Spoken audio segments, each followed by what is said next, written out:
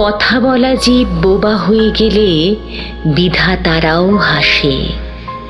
নিজের পিঠ বাঁচাও এখন, নিজের ঘর জ্বলবে যখন থাকবে না কেউ পাশে। কি হবে এসব করে?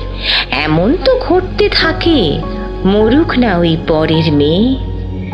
তোমার খুকিও চাকরি করে, পড়তে যায়, নিশুত রাতে বাড়িও ফেরে। চুপ করে কি থাকবে তখন? লোভের থাবা পড়বে যখন তারও গায়ে।